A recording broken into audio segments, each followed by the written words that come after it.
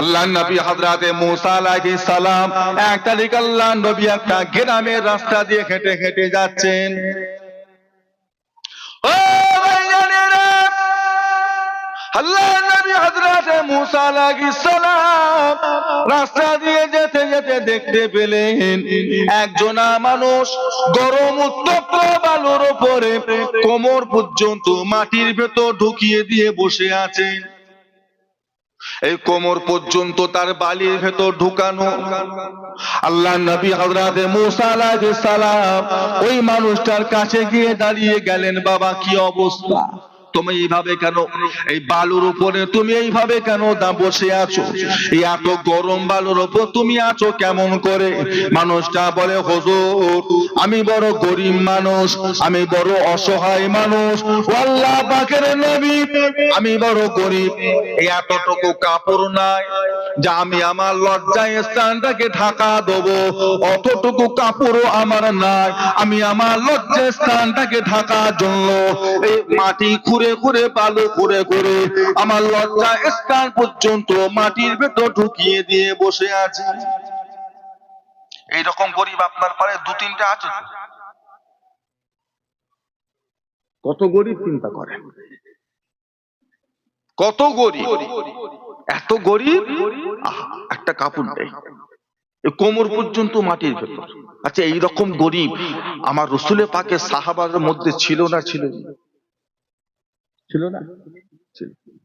শুধু নবী মুসা নবীর উম্মত নয়, আমার নবীর উম্মতদের ভিতরও স্বামী আর স্ত্রী তাদের পরনার কাপড় ছিল একটা। কি নাম? সাহাবার নাম হলো হযরতে তালহা রাদিয়াল্লাহু তাআলা আনহু। ফজরের নামাজ পড়ে পালায়, ফজরের নামাজ পড়ে পালায়, দোয়া মুনাজাত করে না, আল্লাহর নবীর ওয়াজের মাহফিলে বসে। আরে প্রত্যেকদিন পালাই কেন? একদিন হয় ঠিক আছে। আল্লাহর নবী সাহাবাতে করে বললেন, কি ব্যাপার বলো তো? হুজুর আমরা জানি না। বেলাত আল্লাহর নবী একবার তালহাকে ডাকলেন, তালহা আমি নবী কি তোমার কিছু হক মেরেছি? আমি নবী তোমার সাথে কোনো খারাপ ব্যবহার করেছি? আমি রাসূল পাক সাল্লাল্লাহু আলাইহি ওয়াসাল্লাম তোমার সাথে কিছু নাইনসাফি করেছি? উনি কাঁদছেন। সাহাবা কেঁদে কেঁদে, ইয়া রাসূলুল্লাহ আপনি এত বড় বড় কথা বলছেন আপনার বিষয়ে, কেন হুজুর আমি কি এমন করেছি যে তালহা তুমি ফজরের নামাজ পড়ো আর পালাও, দোয়া মুনাজাত করো না, আমার ওয়াজের মাহফিলে বসো না, কেন? কি এমন করেছি আমি তোমার সাথে, পালাও কেন? তালহা জবাব দিলেন, ইয়া রাসূলুল্লাহ হাবিবাল্লাহ আমি আর আমার বিবি আমরা দুজনে থাকি, কিন্তু হুজুর আমাদের দুজনের পরনার কাপড় হলো একটা। আমাদের ঘরে দুটো গুহা করে রাখা রয়েছে, আমার ঘরে দুটো গর্ত করে রাখা আছে। যখন আমি নামাজে যাই তখন আমার বিবি উলঙ্গ হয়ে গুহার ভিতরে ঢুকে থাকে। যখন আমি নামাজ কালাম পড়ে যখন বাড়িতে যাই, আমার বিবি ওই কাপড়টা আমি খুলে আমার বিবির দিকে ছুড়ে দিই, আমার বিবি ওই কাপড় খানা পরে নিয়ে গুহা থেকে ওপরে এসে নামাজ কালাম পড়ে, সংসারে কাজ কাম গুলো সেরে নেয়। জোরে বলুন, জোরে বলুন। ইয়া রাসূলুল্লাহ হাবিবাল্লাহ, ফজরের নামাজের পরে সময়টা থাকে কম, তাড়াতাড়ি বেলা উঠে যায়। যদি আমি আপনার কাছে বসে দোয়া মুনাজাত করি, আপনার ওয়াজের মাহফিলে বসে যায়, তাহলে আমার বিবির ফজরের ফরজ নামাজটা কাজা হয়ে যাবে। সেই জন্য হুজুর ফজরের নামাজ পড়ে আমি বাড়িতে গিয়ে আমি উলঙ্গ হয়ে বিবিকে কাপড়খানা দিয়ে দিই। আমার বিবি গুহা থেকে পড়ে উঠে এসে আমার কাপড়খানা পরিধান করে উযু করে নিয়ে আল্লাহর ফজরের ফরজ নামাজটা সে আদায় করে নেয়। জোরে বলুন। কত গরিব! আল্লাহ পয়সা দাও, টাকা দাও, ধন দাও, দৌলত দাও, না, সাহাবারা এটা করতেন না। গরিব সাহাবারা জানতেন আল্লাহ রসুল বলেছেন একটা ধনী সাহাবা ধনী ব্যক্তির থেকে একটা গরিব ব্যক্তি 500 বছর আগে আল্লাহ জান্নাতে প্রবেশ করে যাবে। সাহাবারা তাদের ঘুমটাকেও ইবাদত মনে করতেন। আমি এখন যে ঘুমাবো এটা আমার শুধু ঘুম নয়, শরীরের ক্লান্তি দূর করা নয়, শরীরে এনার্জি আনা নয়, আমার ঘুমটাও হলো আল্লাহ রসুল বলেছেন যে ঈশার নামাজ পড়লো এবং ফজরের নামাজ পড়লো, মধ্যখানে 8 ঘন্টা 6 ঘন্টা 4 ঘন্টা 5 ঘন্টা ঘুমটাও তার জন্য নফল ইবাদতে সমতুল্য সওয়াব লিখা হয়ে গেল। নবী মুসা আলাইহিস সালাম জিজ্ঞাসা করলেন কি খবর? বলছে হুজুর আমি গরিব, আমার জামা কাপড় নেই, কি করব? উলঙ্গ হয়ে ঘুরবো? লজ্জা লাগে, তাই কোমর পর্যন্ত মাটির ভেতর ঢুকি। এই গ্রামের লোকেরা যখন কিছু দেয়, টাকা পয়সা দেয়, কিছু খাবার টাবার দেয়, খায়, শুয়ে থাকি, বসে থাকি। ওগো আল্লাহর নবী হযরতে মুসা আলাইহিস সালাম, আমি জানি আপনি আল্লাহর সঙ্গে সরাসরি কথা বলেন। ও হযরতে নবী মুসা, যান আল্লাহ পাককে গিয়ে একটু বলুন, আল্লাহ পাক যেন আমায় একটু টাকা পয়সা দেয়, ধন দৌলত দেয়, আল্লাহ পাক যেন আমার একটু রুজি দেয়, আল্লাহ পাক যেন আমাকে একটু ধন সম্পদ দেয়। এত কষ্ট করে আর দুনিয়াদারি করা সম্ভব নয়। হযরতে নবী মুসা আলাইহিস সালাম চলে গেলেন, তুর পাহাড়ে গিয়ে আল্লাহর সাথে কথা বলছেন। ও রব্বুল আলামিন আল্লাহ পাক, আমি নবী মুসা একটা মানুষকে দেখে এলাম, মানুষটা বড় গরিব, মানুষটা বড় অভাবী মানুষ, তার কাছে জামা কাপড় নাই, খাওয়া দাওয়া করার কিছুই নাই, সে তার নিজের লজ্জা স্থানটাকে ঢাকার জন্য বালুর মধ্যে ঢুকে রয়েছে। আল্লাহ ও রব্বুল আলামিন আল্লাহ পাক, ওই মানুষটাকে ধন সম্পদ দিন, টাকা পয়সা দিন, ওই মানুষটাকে কিছু মালপত্র দিন, মানুষটা যেন দুনিয়াতে সুখে শান্তিতে কাটাতে পারে, সেই ব্যবস্থাটুকু আপনি করে দিন। আল্লাহ কি বলেছিলেন? নবী মুসা ওর জন্য দোয়া চেউনি, ওর জন্য দোয়া চেউনি, ও যেভাবে আছে থাক, ওকে ওইভাবে থাকতে পারে। ও বাবাজিরা, আমার আল্লাহ যদি সবাইকে যদি ধনী করে দেয়, বড় লোক করে দেয়, আমার আল্লাহর সম্পত্তি কিছু কমে যাবে? কিছু কমে যাবে? ও যেভাবে আছে থাক, ওর জন্য দোয়া চেও না। নবী মুসা তো খুব মিজাজি মানুষ, আবার বলছে আল্লাহ একটু দেন, ওকে একটু দেন, ওইভাবে চলতে পারে, ওকে একটু দেন। আল্লাহ পাক বলেন নবী মুসা থাক, ওইভাবে থাক, আল্লাহ কিছু দেন না কেন, দেবেন না কেন? আল্লাহ বলেছিলেন নবী মুসা ওটা তোমার উম্মত, তোমার দয়া মায়া আছে, আমি আল্লাহর ওটা বান্দা, ওর প্রতি কি আমার দয়া মায়া নেই? ওকে ওইভাবে থাকতে দাও না। কেন বলছো মাল সম্পদ দিতে?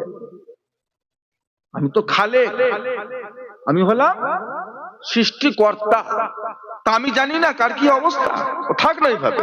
বলছে না আল্লাহ কিছু দেন। ঠিক আছে দিলাম, যাও। বেশ কিছুদিন যাওয়ার পরে হযরতে নবী মুসা আলাইহিস সালাম ওই গ্রামের ভেতর দিয়ে আবার যাচ্ছে। যেতে যেতে দেখলেন যে জায়গায় মানুষটা কোমর পর্যন্ত মাটির ভেতর ঢুকে থাকতেন, সেই জায়গায় গিয়ে দেখছে 100-150 মানুষ ওই জায়গাটা ভিড় করে দাঁড়িয়ে আছে। নবী মুসা আলাইহিস সালাম কাছাকাছি গিয়ে বলছে কি ব্যাপার, এখানে এত ভিড় কেন, কি হয়েছে? বলছে হুজুর একটা মানুষ এখানে কোমর পর্যন্ত বালুর ভেতর ঢুকিয়ে থাকতো, মানুষটাকে কি আপনি দেখেছেন? বলছে হ্যাঁ দেখেছি তো, চিনি তো।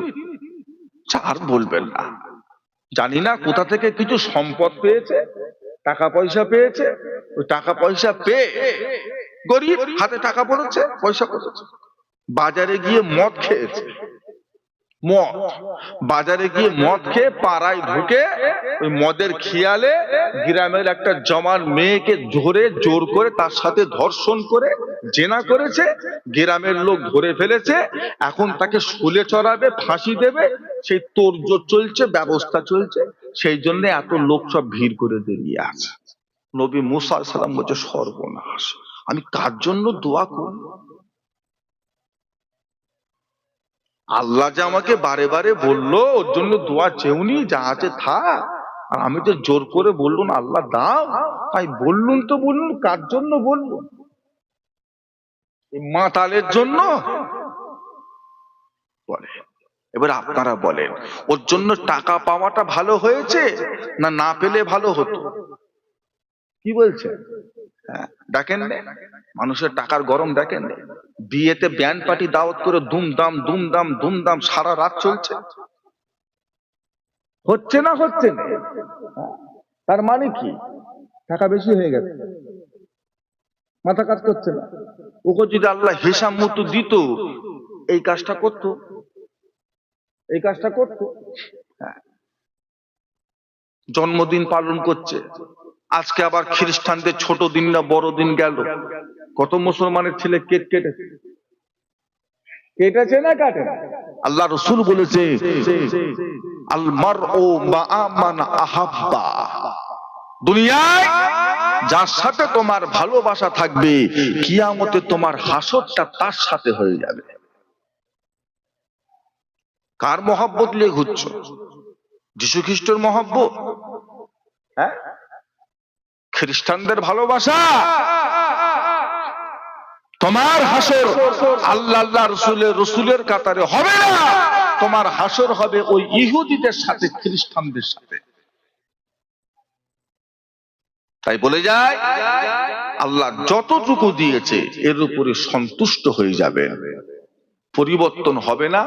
হারাম হালাল মিশাতে যাবেন না, যেখানে আছেন এই অবস্থায় থাকেন, হালাল খাবেন, হালাল খাবেন, হালাল খাবেন। নামাজ, রোজা, হজ, যাকাত আল্লাহ দরবারে কবুল হয়ে যাবে। খাওয়া যদি হারাম হয়ে যায়, খোদার কসম দিয়ে বলে গেলাম, নামাজ পড়ে পড়ে কপাল কালো করে ফেলেছো, রোজা রেখে রেখে পেট পাতলা করে ফেলেছো, হ্যাঁ, উজু করে করে হাত পা সাদা করে ফেলেছো, খাবার ভিতর যদি গলত ঢুকে যায়, হারাম ঢুকে যায়, তোমার একটা দিনেরও ইবাদত আল্লাহ পাকের দরবারে কবুল হবে না, হতে পারে না, জীবনও কোনোদিন হবে না। নামাজ, রোজা, হজ, যাকাত, দান খায়রাতের আগে একটা ইমানদারের কাছে সর্বপ্রথম জিনিস হলো হালাল রুজি। আগে নামাজ না, আগে হালাল রুজি গো। কোনটা আগে? আগে হলো হালাল খাবেন, আল্লাহর ইবাদত করবেন, ইবাদতের একটা শক্তি থাকবে, ইবাদতের শক্তি থাকবে। দোয়া চাইবেন, আল্লাহ কবুল করবে। নামাজ পড়ছে, হারামও খাচ্ছে, দোয়া কবুল হবে? কবুল হবে? আল্লাহর নবী আমার আপনার নেমে দয়ার নবী নূর নবী বলেন, আইয়ামে জাহালিয়াতের জামানায়, ও ভাইজানেরা, বনি ইসরাইলের জামানায় তিনজনা বন্ধু মিলে তারা জঙ্গলে ঘুরতে গিয়েছেন, জঙ্গলে ঘুরে ফিরে বেড়াচ্ছেন। এমন সময় ঝড় তুফান আরম্ভ হয়ে গেল। ওই তিনজনা বন্ধু কোথায় যাবে, কার কাছে যাবে? নিজেরা একটু আশ্রয় পাওয়ার জন্য পাশে একটা বড় পাহাড় দেখতে পেলেন। ওই পাহাড়ের চূড়ায় উঠে যাব, জানে আরাম পেয়ে যাব, এই বিপদ আপদ থেকে রক্ষা পেয়ে যাব, এই না মনে করে তিনজনা বন্ধু পাহাড়ে উঠা আরম্ভ করলেন। বেশ কিছুটা উঠে যাবার পর দেখতে পেলেন ওই পাহাড়ে একটা গুহা দেখতে পেলেন, বিশাল একটা বড় গুহা দেখতে পেলেন। তিনজনা বন্ধু ওই গুহার মধ্যে ঢুকে গেলেন। বাইরে পানি হয়, তুফান চলে, তিনজনা বন্ধু আরাম করে গুহার মধ্যে বসে আছে, চুপটি করে বসে আছে। এমন ঝড় তুফান আরম্ভ হয়েছে, ওই পাহাড়ের মাথা থেকে একটা বড় পাথর গড়িয়ে গড়িয়ে গড়িয়ে গড়িয়ে চলে এসে ওই গুহার মুখটাকে এসে বন্ধ করে দিয়েছে। ফোন আছে? ফোন বলবেন ঘরে ফোন করে, এই আমি অমুক জায়গায় আটকে গেছি, এসে নিয়ে গেছে, আমাকে মরে যাচ্ছি আমি, বলবেন ফোন আছে? বনি ইসরাইলের জামানা তিনটে বন্ধু হতাশ, পাথরটাকে সরাবার চেষ্টা করছে, ঠেলছে, এই করছে সেই করছে, সম্ভব? ছেলে খেলে নাকি? একটা পাথরের ওয়েট কত? সম্ভব? কত ঠেলবি ঠেল। চেষ্টা অনেক করেছে, হয়নি হয়নি। তিনজনে ভেবে নিয়েছে আমাদের মরণ ছাড়া কোনো রাস্তা কি আছে? এই গুহার ভিতরে আটকে গেছে। কেন? যদি কেউ এসো থাকে সেই যে পাথরটা সরাবে, এর কোনো গ্যারান্টি বেরোবো কি? তো পাথর, ও তো গুহা। একটা 20 তলা বিল্ডিং এ উঠতে উঠতে যদি 11 তলা পার করে যদি লিফটের কারেন্ট চলে যায়, কেমন অবস্থা হবে? কোনদিন পড়েছেন এই বিপদে? পড়েছেন? যারা পড়েছে দম বন্ধ হয়ে যায় ভয়ে, অক্সিজেনের অভাবে নয়। তাও লক্ষ লক্ষ হাজার হাজার মানুষ, তবে একটা লিফট চলছে, নাপছে উঠছে, নাপছে উঠছে, নাপতে দেরি হলে উঠতে দেরি হলে লোক দেখছে, খবর লিখছে, হ্যাঁ, তাতেই ও ভয়ে কেমন হয়ে গেছে, আল্লাহ কি হবে আর না বেরোতে পারবো নি, কেমন হয়ে গেছে গুহার ভিতরে। তিনজনা বন্ধু মিলে আলোচনা করতে লাগলো, বাঁচাবার কোনো রাস্তা নাই, এখান থেকে বাঁচবো কেমন করে, বাঁচার কোনো রাস্তা নাই। যদি বাঁচাতে পারেন তিনি একজনা হলেন রব্বুল আলামিন, আল্লাহ পাক। জোরে বলুন, জোরে বলুন।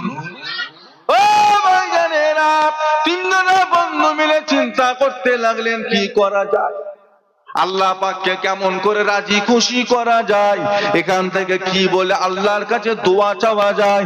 তিনজনা বন্ধু মিলে চিন্তা ভাবনা করছে। মনে করো বলে তো দেখি, জীবনে কি এমন কোন নেক আমল আছে যে আমলটা শুধুমাত্র আল্লাহকে খুশি করার জন্য করেছো? এই রকম কোন আমল কি আমাদের আছে? তিনজনা বন্ধু একটা করে আমল খুঁজে পেলেন। প্রথম বন্ধু হাত তুলে দোয়া চাইতে লাগলেন, ও রব্বুল আলামিন, আল্লাহ পাক, আমি হলাম একটা কাঠুরে, আমি জঙ্গলে কাঠ কেটে বেড়াই, সেই কাঠ বাজারে বিক্রি করে সেই টাকা দিয়ে দুধ কিনি, ওই দুধ কিনে বাড়িতে নিয়ে যায়, আমার বুড়ো মা বাবা আছে তাদেরকে খাওয়ায়, আমার ছোট ছোট বাচ্চা কাচ্চা রয়েছে তাদেরকে খাওয়ায়, তারপরে তা আমার বিবি খায়, তারপরে আমি খাই, এইভাবে আমাদের সংসার চলে। সংসার চালাবার মতো আর কেউ নাই। এমন একটা দিন গেল যেদিন আমি বাজারে কাঠ বিক্রি করে আর দুধ কিনে যখন বাড়িতে গিয়েছি, যাওয়াটা আমার দেরি হয়ে যাওয়ার কারণে আমার মা বাবা ঘুমিয়ে পড়েছে, আমার মা বাবা ঘুমিয়ে পড়েছে। ও রব্বুল আলামিন, আল্লাহ পাক, আমার বাচ্চাগুলো দুধ খাবে বলে কাঁদে, আমি তাদেরকে খেতে দিই না, কেননা আগে আমার মা খাবে, আগে আমার বাপ খাবে, তারপরে তো আমার ছেলে পুলে খাবে। আমার ছেলে পুলে গুলো কাঁদে, তারা খিদে জ্বালায় ছটকা ছটকি করে, যদিও আমার বুকে আঘাত লেগেছে, আমার চোখে পানি এসেছে, আমার বড় কষ্ট হয়েছে, আমি তারপরও তাদেরকে খেতে দিই না। আমার বাচ্চা আগে, আমার মা বাপ আগে খাবে, তারপরে তো আমার ছেলে পুলেরা খাবে। আমার ছেলেরা কাতর হয়ে, খিদেতে কাতর হয়ে কেঁদে কেঁদে ঘুমিয়ে পড়েছে, তাদেরকে খেতে দিই না। আমার মা বাপ ঘুমিয়ে আছে, আমি দুধের শিশিটা হাতে করে নিয়ে মা বাপের মাথার কাছে দাঁড়িয়ে আছি। ও রব্বুল আলামিন, আল্লাহ পাক, সেই দিনের ওই কাজটা আমি শুধু আপনার জন্য করেছিলাম, আপনাকে রাজি খুশি করবার জন্য করেছিলাম। আল্লাহ পাক, আমার এই কাজটা যদি আপনার পছন্দ হয়ে যায়, আমার এই কাজটার উপর যদি আপনি রাজি খুশি হয়ে যান, তার ওসিলায় এই বড় পাথরটাকে গুহার মুখ থেকে আপনি সরিয়ে দেন। যখন এইভাবে দুয়া মোনাজাত শেষ করেছে, শেষ করার সাথে সাথে দেখা গেল ওই পাথরের 3 ভাগের 1 ভাগ পাথরটা সরে গেলেন। জোরে বলুন, জোরে বলুন না। নেক আমলের শক্তি আছে না? না। দোয়া, যে কাজটা কোনো কিছুর দ্বারাই হয় না, সেই কাজটা কিসের দ্বারাই হয়ে যায়? ডাক্তার বলে দেয় 24 ঘন্টা, তারপরে মরে যাবে, দিয়ে চলে যাবে। আবার সেই ব্যক্তি আবার ঘরে এসে তাদের বাচ্চা কাচ্চা, মা বাপ, পরিবারের দোয়া, হ্যাঁ, অনেক সময় আল্লাহ ওই রকম ব্যক্তিকে আল্লাহ বছরকে বছর আল্লাহ বিছিয়ে রেখে। দোয়া দোয়া চান আপনারা? এখন নামাজের শেষে মোনাজাত হয় না উঠে গেছে? সালাম ফিরিয়ে দোয়া মোনাজাত। কিছু কিছু জায়গায় মানুষ খুব ব্যস্ত হয়ে পড়েছে, মোনাজাত করে না। সালাম ফিরছে, অত নফল সুন্নতের গুরুত্ব দেয় না। মাগরিবের 3 রাকাত ফরজটা পড়ে, 2 রাকাত সুন্নত পড়ে, আর 2 রাকাত নফল না পড়ে জুম্মার দিনে মসজিদে যায়, 2 রাকাত ফরজ পড়ছে। এলাকার কি খবর? এটা হাসির কথা নয়। জুমার ওয়াক্তে কত রাকাত নামাজ? জুমার ওয়াক্তে 22 রাকাত। 22 রাকাত। 30 বছর বয়স হয়ে গেল, জীবনে একদিনও পড়েছেন? বছরে 52টা করে জুমা আসে, সারা বছরে যে 52টা জুমা পেয়েছেন, একদিনও ইচ্ছে গেছে যে আজকে সব নামাজটা পড়ে যাব? গেছে? 2 রাকাত পড়ছে, বেরিয়ে মসজিদ থেকে এত জোরে ছুটছে, মনে হচ্ছে যেন মসজিদের ভিতরে আল্লাহর পুলিশ আছে, না গেলেই ধরে রেখে দেবে। ছুটছে,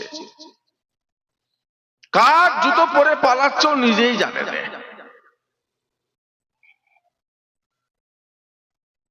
পরিবেশ খারাপ হয়ে গেল মুরব্বীদের জন্য। বাপ যদি না পড়ে ছেলে পড়বে? বাপই পড়ে না তো ছেলে কি? বাপ যদি 2 রাকাত পড়ে পালায়, ছেলে নসিব ভাবে 1 রাকাত পড়ে পালায়। বাপ মসজিদে আসছে খুতবা শেষ হওয়ার পরে, আবার কোন কোন লোক আসছে মসজিদের জুম্মার 1 ওয়াক্ত নামাজ হয়ে গেছে, তারপরে ঢুকে নিয়ত করলো সবে। এত ব্যস্ত, ছেলে কি হবে?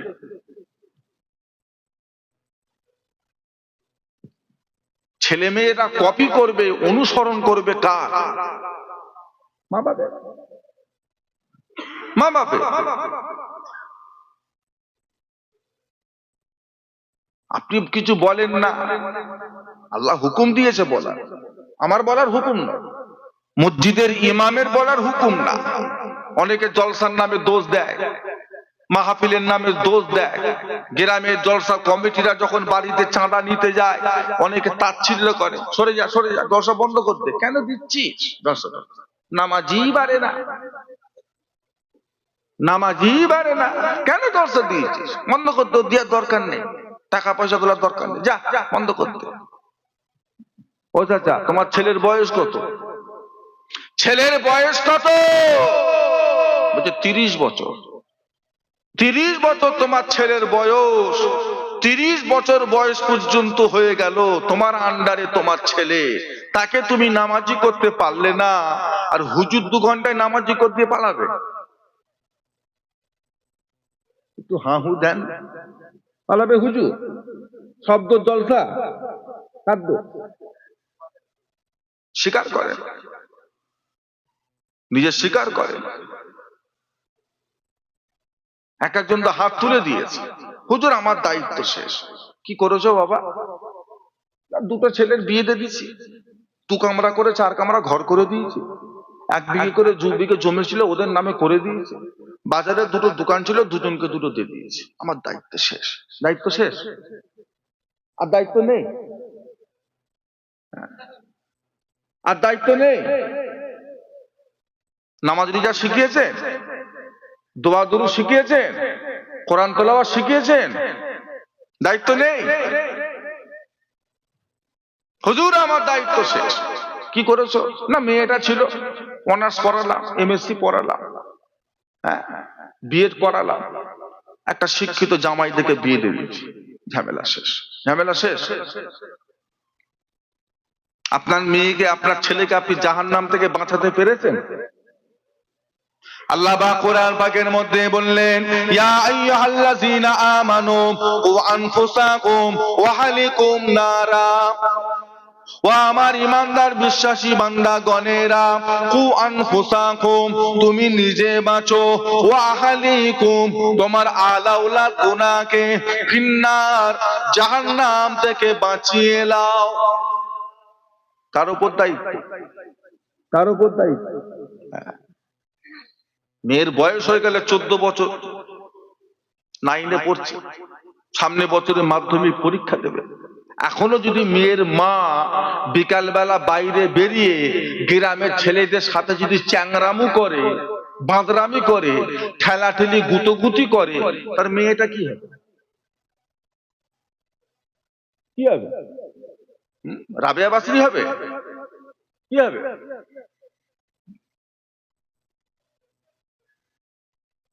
আপনার যে বিবেক রাখা দরকার। এতদিন যা করেছেন করেছেন, এখন মেয়ে বড় হয়ে গেছে, ছেলে বড় হয়ে গেছে, এবার মা বাপের ভিতরে কিছু পরিবর্তন আনার দরকার আছে না? না, এখনো চ্যাংরামু করবেন? এখনো বাপ হয়ে বসে বসে পাবজি গেম খেলবেন?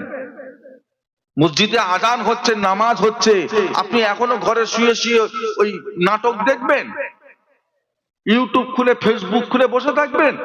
মসজিদে আজান হচ্ছে, ছেলেটা ঘুরছে, দেখতে পাচ্ছে যে বাপ মেয়ে নামাজি, কত লোক নামাজে চলে গেল, আর বাপ দেখো ঘরে শুয়ে শুয়ে ফোন ঘাটছে। ছেলে কি হবে?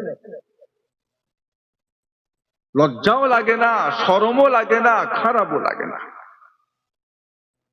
মেয়ের নামে দোষ দেবেন না, আগে নিজে ঠিক হন। ছেলের নামে দোষ দেবেন না, আগে নিজে ঠিক হন। আপনি বাইরে বেরোবে, মেয়ে বেরোবে না? মেয়েও যখন স্কুলে যাবে দেখবে, স্কুলের ইউনিফর্ম পরে যাবে, আর একটা সালোয়ার কামিজ জামা ভাঁজ করে ব্যাগের মধ্যে ঢুকিয়ে নিয়ে যাবে। হচ্ছে না? হচ্ছে। একটা করে ক্লাস করছে, জানলা দিয়ে বই নিচে ফেলে দিচ্ছে, ধুম করে পড়ে গেল, ও দেখিয়ে দিল, ম্যাম কি স্যার। যা, বাইরে বেরিয়ে জামা কাপড় চেঞ্জ করে চললো বন্ধুর সাথে, বান্ধবীর সাথে। চতুর্দিকে ঘুরে গাড়ি, ইনি তো ঘরে শুয়ে শুয়ে মনে করছে, মা মনে করছে, ও আমার মেয়ে কি পড়া পড়ছে। পড়াশোনা করে একবারই বিকাল 4:30টার সময় মেয়ে ঘরে ফিরছে। আই রে মা, তাড়াতাড়ি আয়, খাবি আয়, বসবি আয়, তোর জন্য কত চিন্তা করছি, কি করছিস না করছিস, আয় বাবা খাবি আয়। হ্যাঁ, করেছে? পড়াশোনা করেছে? খবর রেখেছেন অবস্থাটা কি চলছে, দুনিয়ার কি হাল হাকিকত চলছে, খবর রেখেছে?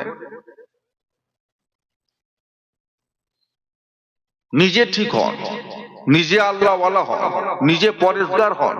ছেলে মেয়ে বাচ্চাদের করে বলতে হবে না, এরা আপনার দেখে দেখে ভালো হয়ে যাবে।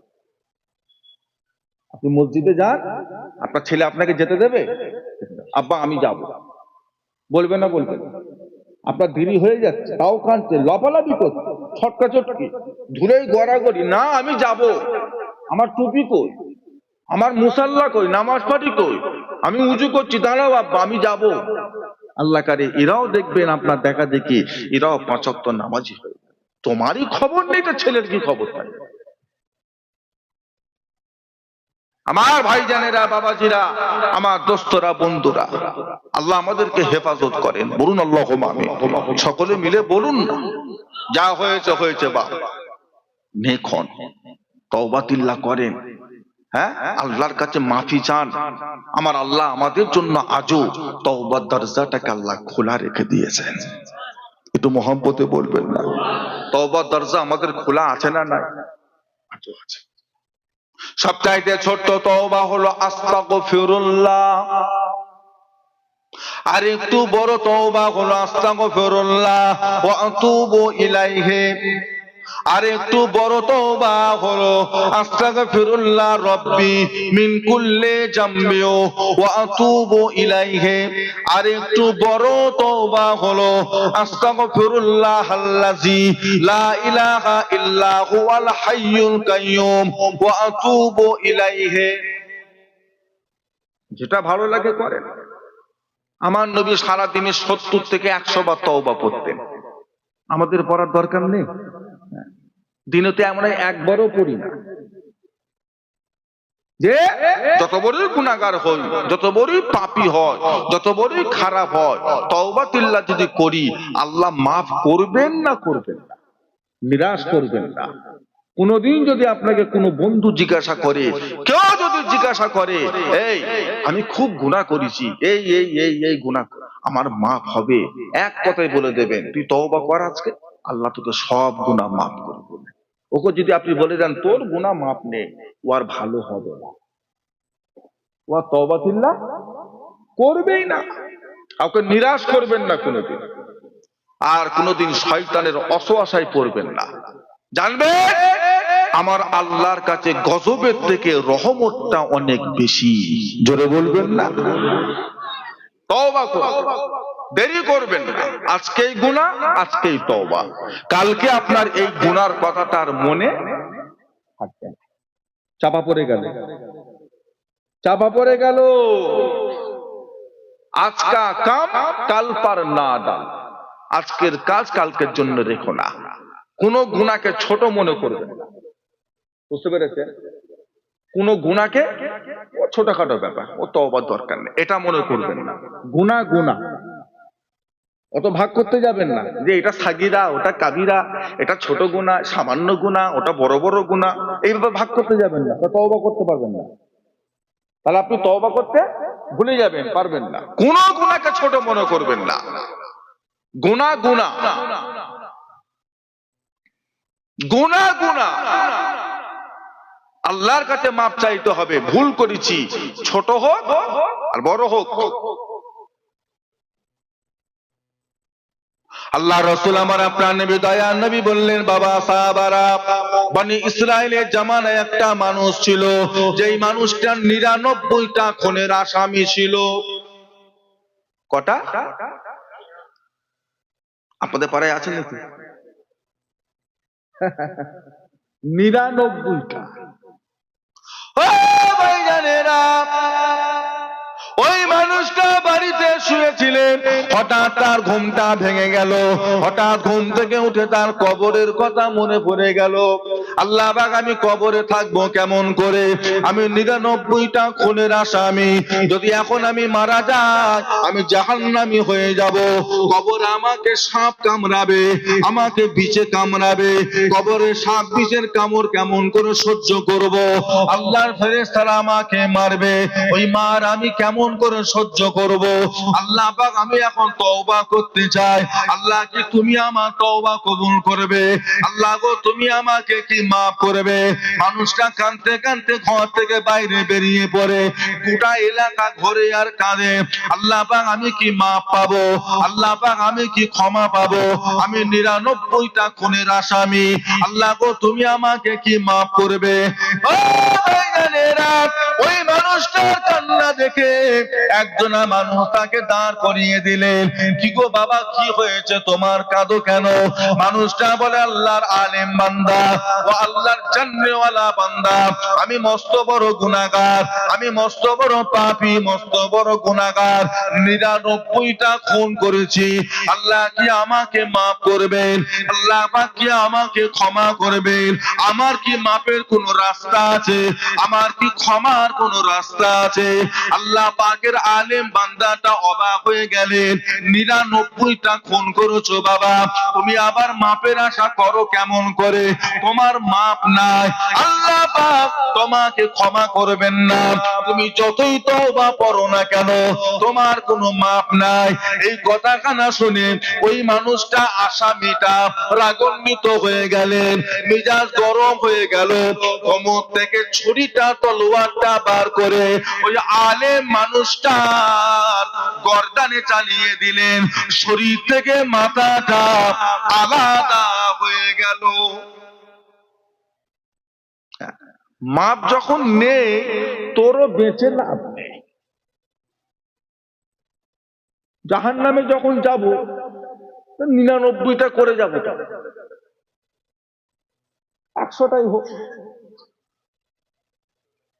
ওই বলেছে মাপ নেই, কিন্তু তোরও বেঁচে লাভ নেই। রাগী মানুষ দিয়েছে, আবার মাপ নেই, তুইও যা। নিরাশ করবেন না। কখনো কাউকে এই কথা বলবেন এই তোর মাপ নেই, তোর মাপ নেই, না না বলবেন না। ওই ব্যক্তিটা তাহলে আর তওবা তিল্লা করবেন না। মানুষকে আশা দেবেন, মানুষকে বলবেন এই আর গুনাহ করিস না, এবার তওবা কর, যা করেছিস করেছিস, এবার আল্লাহর কাছে মাপ চা, তওবা কর।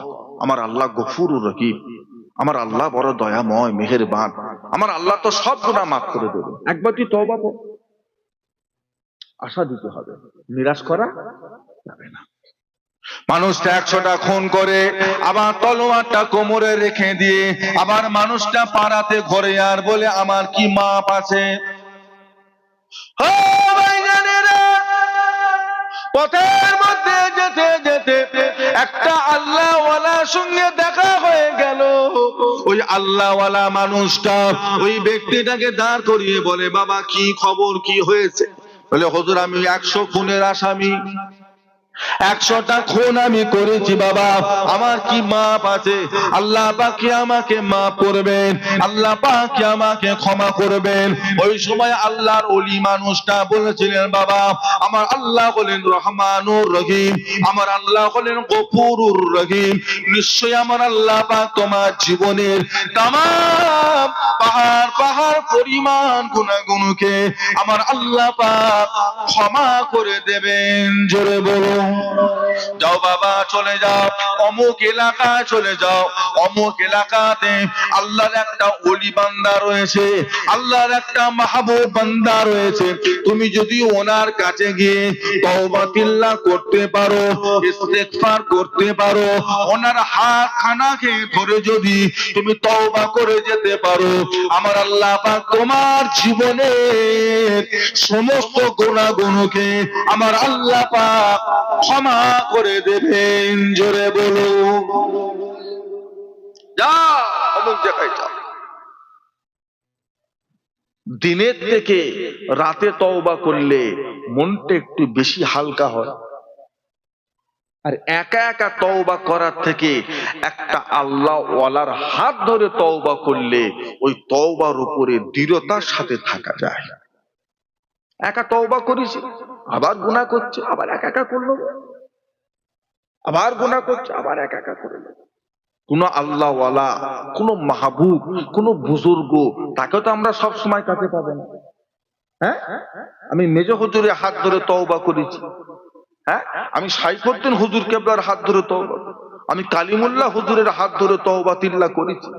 আর জীবনে মদ খাবো না, সুদের ব্যবসা করব না, হ্যাঁ মানুষকে মারধর করব না, অন্যায় ভাবে কারো জমি জায়গা জবরদখল করব না, এতিমের হক মারবো না।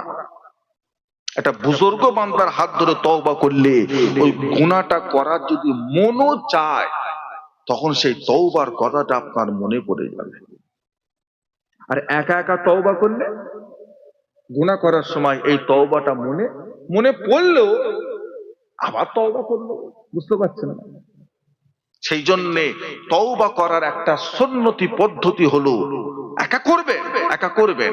যখন কোনো গুনাহ হয়ে যাবে, সত্যি যদি তওবা তিল্লা করতে চান, কোন আল্লাহ ওয়ালার সোহবতে গিয়ে এলাকার কোন নামাজি, কোন মুসল্লি, কি বাড়িতে নিজের মা, নিজের বাপ, নিজের দাদি, নিজের দাদু, তারা বুজুর্গ মানুষ, দাদি একটু আমাকে তওবা করিয়ে দাও, একটু আমার মাথায় হাত বুলিয়ে দাও, আমি এই গুনাহটা যেন ছেড়ে দিই, আমি যেন 5 ওয়াক্ত নামাজি হয়ে যাই। দাদির কাছে যাও, যদি বেঁচে থাকে নানির কাছে যাও, দাদুর কাছে যাও, গ্রামের একটা আল্লাহওয়ালা বুজুর্গ ব্যক্তির কাছে যাও, চুপি চুপি তার কাছে গিয়ে তওবাটা করো, যাও তওবা করো, উনি তোমার জন্য দোয়া করবে, উনি তোমার জন্য আল্লাহর কাছে, আল্লাহ ছেলেটা আমার হাত ধরে তওবা তিল্লা করেছে, আল্লাহ যে কারণেই করুক আল্লাহ তুমি ওকে মাফ করে দাও, দোয়া করবে।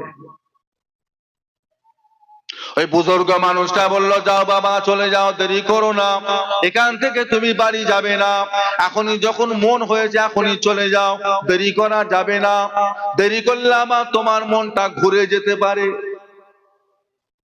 ও ভাইজানেরা, ওই 100টা খুনের আসামি ওই আল্লাহওয়ালার বাড়ি রাস্তায় রওনা হয়ে গেলেন।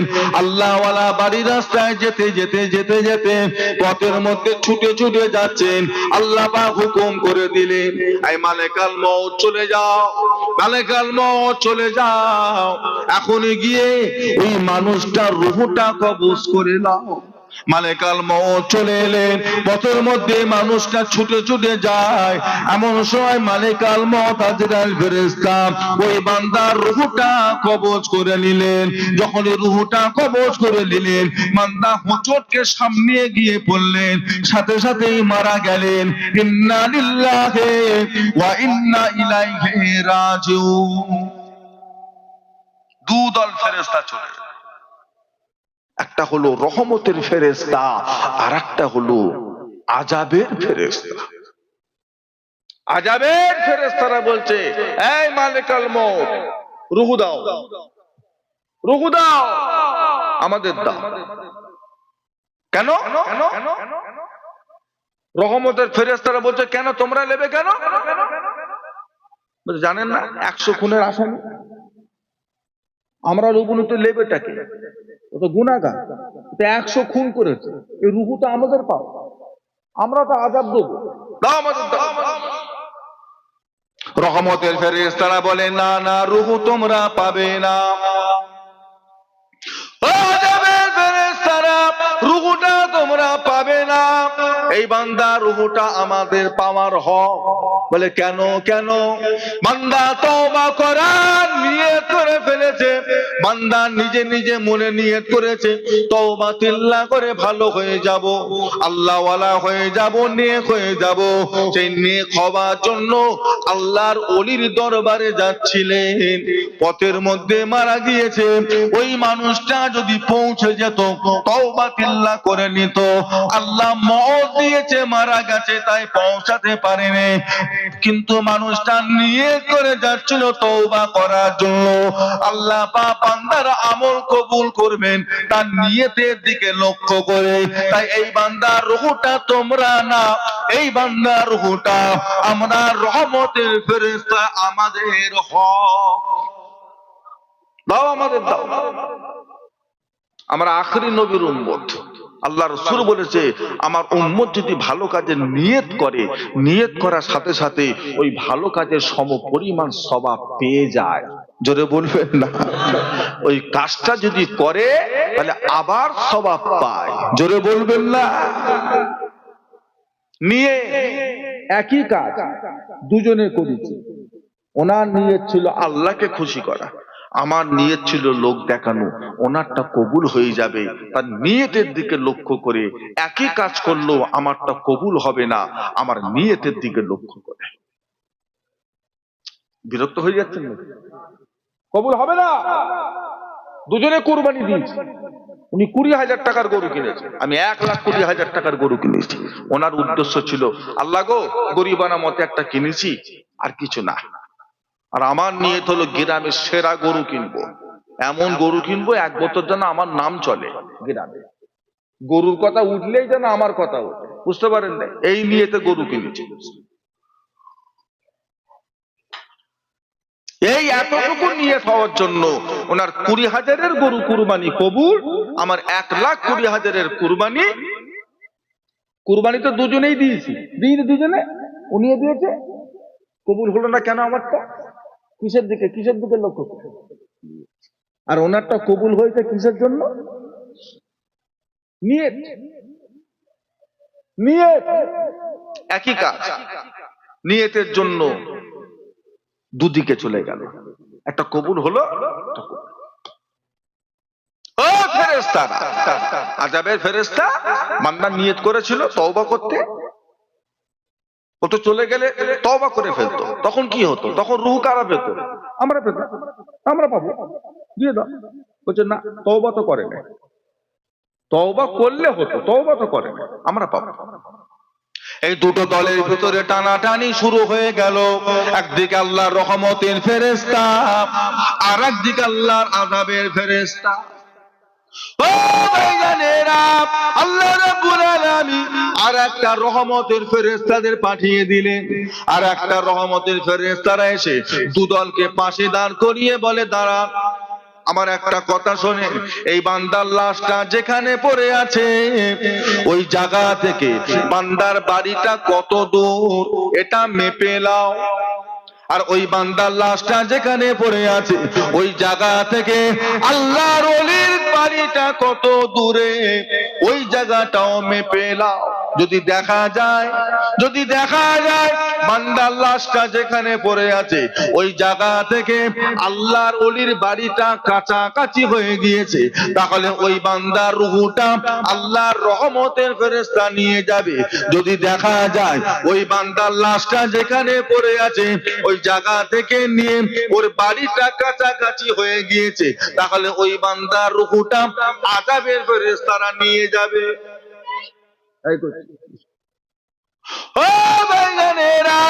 আল্লাহ দুদল ফেরেশতা মাপা আরম্ভ করে দিলেন, দুদল ফেরেশতা গুনাহ আরম্ভ করে দিলেন।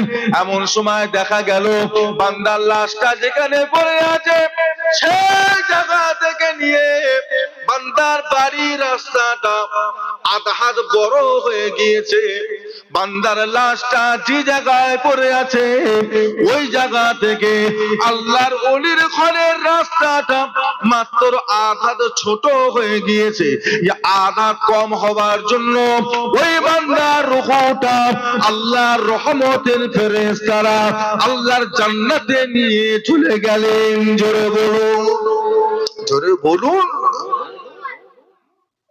তওবা করে, তওবা করে। দূরে সরে গেছে আল্লাহর কাছাকাছি হওয়ার, আল্লাহর পথে ফিরে আসার একটাই রাস্তা খোলা আছে, সেটা হলো আল্লাহ আমাদেরকে হেফাজত করেন, ইমানে আমলে কায়েম রাখেন। আল্লাহ পাক আমাদের নসিবে যেন খাতিমা বিল খায়ের, ইমানের সাথে আল্লাহ যেন মরণ নসিব করেন। বলুন আল্লাহুম্মা আমিন, বলুন আল্লাহুম্মা আমিন। এবার দরুদ শরীফ আল্লাহুম্মা। অনেক বেজে গেল, 12টা 11টা 48 হয়ে গেল। তাহলে শুনতে হবে সাদা প্রতি তোলা হয় কেমন হতো?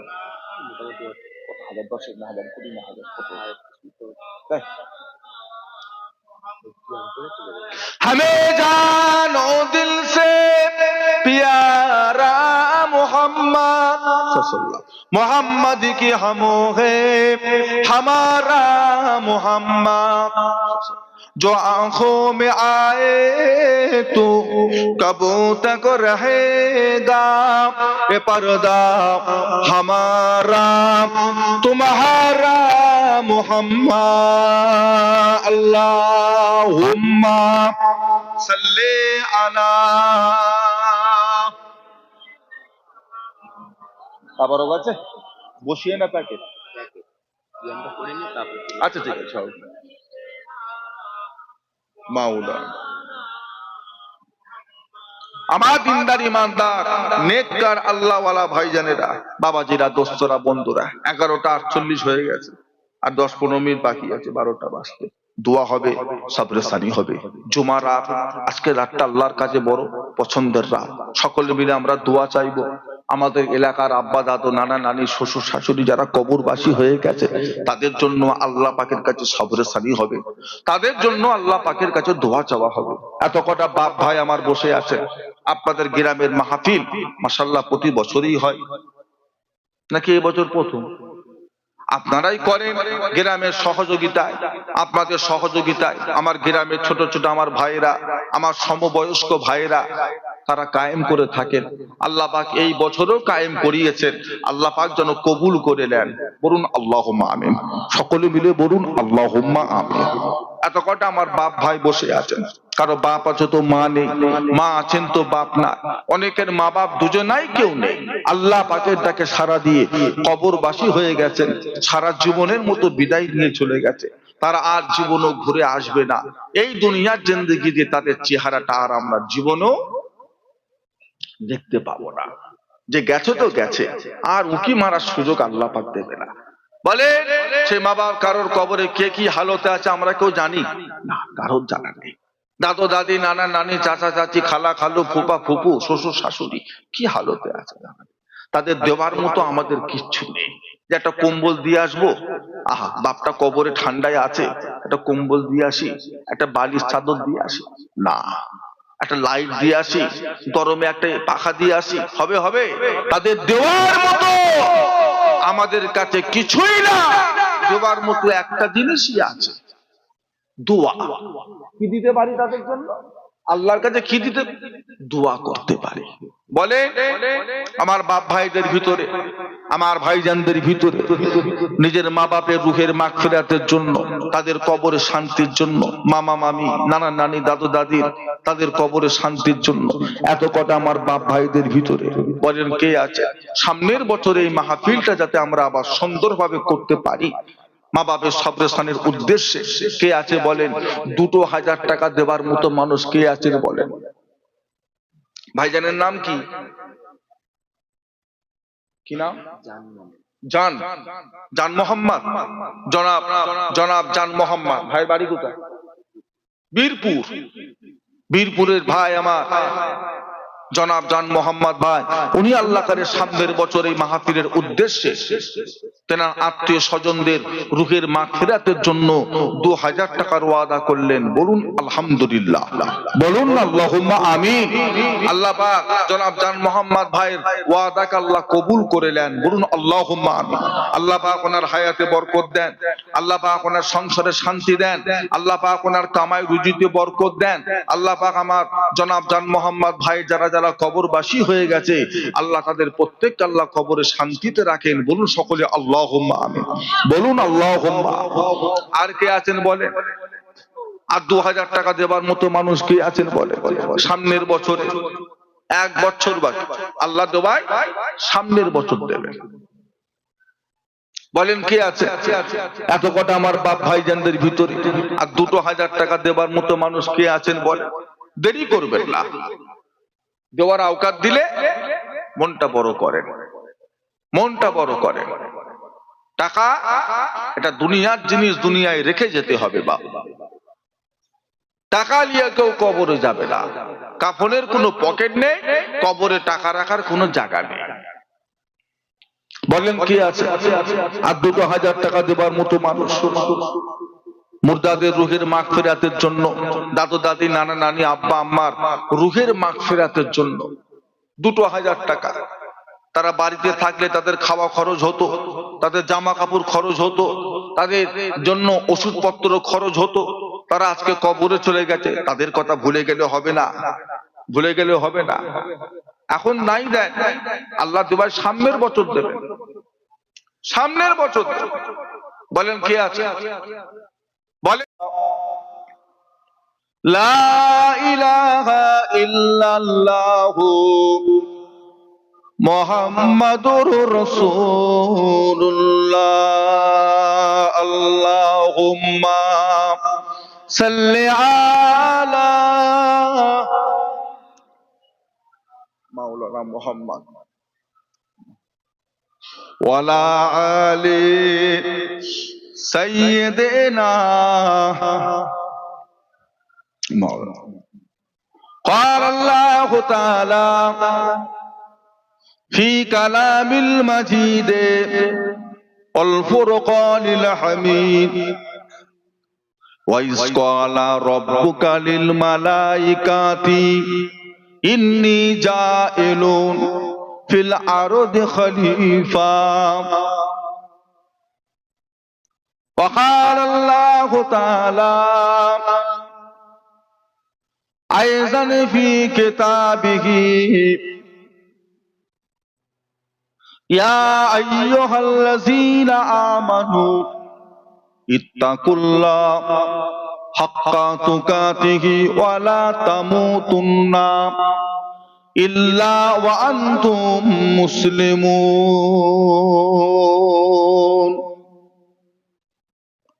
وقال الله تعالى في آية أخرى ولسوف يؤتيك রব্বুকা ফাতারদা قال رسول الله صلى الله عليه وسلم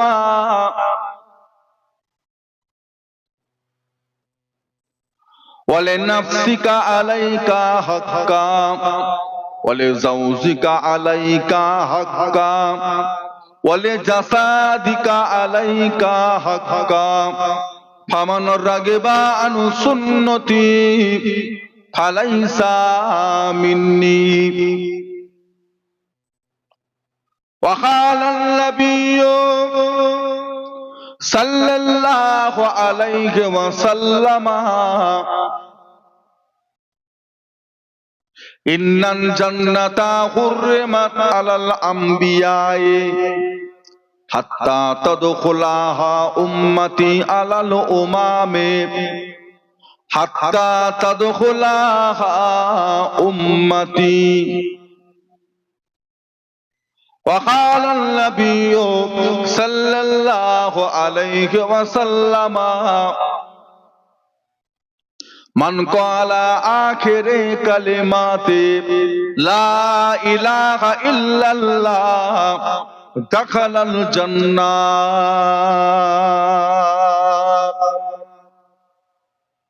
प्यारे हाजिरीन मजलिस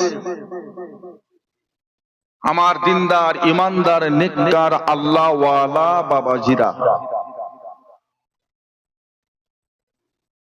সমবয়স্ক আমার নওজওয়ান যুবকেরা আলিম উলামায়ে কেরাম হাফেজে কুরআন সম্মানিত আমাদের মসজিদের ইমাম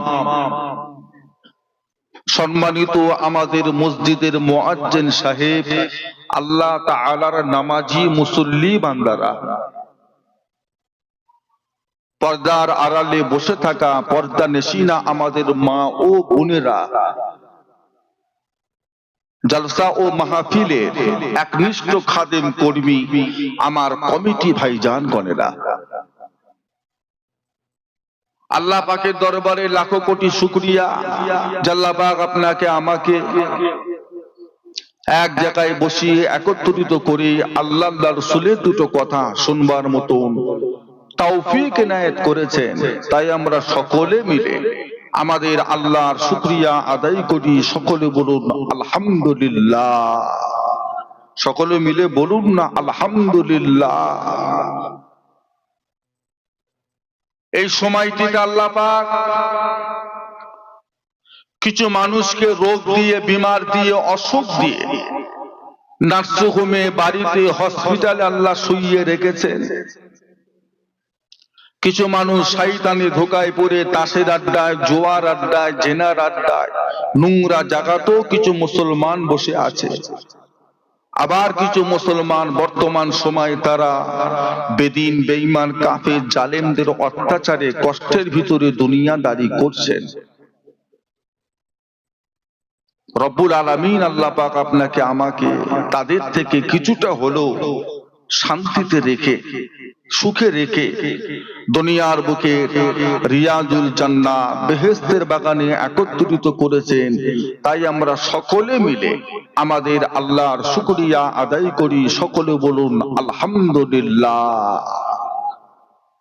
পবিত্র মাস যে মাসটাতে আমরা এসে বসেছি মাসটা আল্লাহ পাকের কাছে বড় পছন্দনীয় মাস 12টা মাস আল্লাহ সৃষ্টি করেছেন তবে 12টা মাসের ভিতরে 4টে মাসকে আল্লাহ পাক হারাম করেছেন ঝগড়া করা বিবাদ করা ঝামেলা করা অশান্তি করা যুদ্ধ করা জিহাদ করা আল্লাহ হারাম করেছেন 4টে মাস এই 4টে মাসের প্রথম মাসের নাম হলো মুহররম আরবি মাসের প্রথম মাসের নাম দ্বিতীয় মাসের নাম হলো রজব 3 নম্বর মাসের নাম হলো জিলকদ আর চতুর্থ মাসের নাম হলো জিলহজ এখন আমরা বসেছি কোন মাসে হ্যাঁ, রজবে আমরা বসেছি, এটাও হারাম মাস, এই মাসটাও হারাম মাস। যদিও আল্লাহ 12টা মাস সৃষ্টি করেছেন, সব এক না, কম বেশি আছে। আল্লাহ যে একটা সপ্তাহের ভিতরে 7খানা দিন দিয়েছেন, এই 7টা দিনের ভিতরে ফাজিলাতের দিক দিয়ে কম বেশি আছে না নাই? নেই। রবিবারও যা, সোমবারও তা, বলেন না? বৃহস্পতিবারও যা, মঙ্গলবারও তা, শুক্রবারও যা, শনিবারও তা। একটু হা হু দেন না, এক না। সপ্তাহের ভিতরে 2টো দিন আল্লাহ রসুল রোজা রাখতেন। কোন কোন দিন? সোমবার, বৃহস্পতিবার, 2টো দিন। আবার এই সপ্তাহের ভিতরে সৈয়দ বলা হয়েছে দিনের ভিতরে শুক্রবার, জুমার দিন। আস্তে আস্তে এগোচ্ছি, বসো, এসে বসো, এসো, ভেতরে ফাঁকা আছে, এসে বসো, ভেতরে এসে বসেন। আল্লাহ রসুল বলেছে যে ব্যক্তিটা জুমার দিনে যারা পরিমাণ ঈমান টুকুলিয়ে ইন্তেকাল করলো, ওই ব্যক্তিটা কিয়ামতের দিনে বিনা হিসাবে আল্লাহর জান্নাতে প্রবেশ করে যাবে। কোন দিনে? জুমার দিন। জুমার দিন বলতে আজকে বৃহস্পতিবার গেল, এই বৃহস্পতিবার মাগরিবের নামাজের পর থেকে নিয়ে শুক্রবার মাগরিবের নামাজের আগে পর্যন্ত এই সময়টা হলো জুমা, জুমার দিন। আমাদের দেশে বা বাংলা ইংরাজি রাত 12টার পরে দিন চেঞ্জ হয় না, আর শরিয়াতে ইসলামের দিক দিয়ে মাগরিবের পরে চেঞ্জ হয়ে যায়। আমাদের আগে রাত আসে, পরে দিন আসে, তাই আগে আমরা তারাবি পড়ি, তার পরের দিন রোজা রাখি। যেমন সপ্তাহের ভিতরে জুমার দিনটা আল্লাহর কাছে বড় পছন্দনীয়। 12টা মাসের ভিতরে এই রজবের মাসটা আল্লাহর কাছে বড় পছন্দনীয়। যদি এই মাসে বিশেষ কোনো ইবাদত নেই, এই মাসটায় বিশেষ কোনো ইবাদত নেই, যে রজবের চাঁদে 2টো রোজা রাখলে 1 বছরের গুনাহ মাফ, কি রজবের চাঁদে 20 রাকাত নামাজ পড়লে 1 লক্ষ রাকাতের সওয়াব, না, এমন কিছু নেই। তাহলে কি আছে না, অন্য মাসের তুলনায় এই মাসে ইবাদত করলে সওয়াবের পরিমাণটা আল্লাহ অনেক বেশি করে দেন। এই রজবের চাঁদ যখন আমার রসুলে পাক দেখতেন, এই রজবের চাঁদ, আল্লাহ রসুল সেদিন থেকে একটা দোয়া সব সময় চাইতেন। কি দোয়া? আল্লাহুম্মা বারিক লানা ফি রজবা ওয়া শাবান ওয়া বাল্লিগনা রমাদান।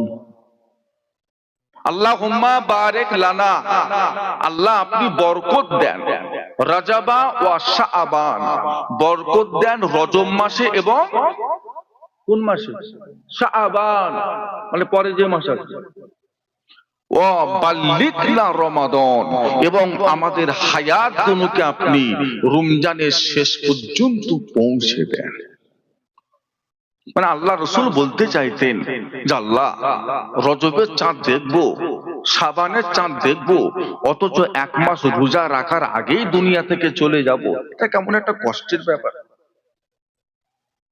কেমন একটা কষ্টের ব্যাপার। তাই আল্লাহ রজবের চাঁদ যখন দেখে ফেলেছি, রমজানের আগে যেন আমাদের মত আল্লাহ দিও না, আর একটু হায়াত বাড়িয়ে দাও। এই রজবের চাঁদ রমজানের একটা খুশবু বহন করে। আল্লাহ রসুল বলতেন, বাবা, রজবের চাঁদ হলো জমিনটা উর্বর করার চাঁদ।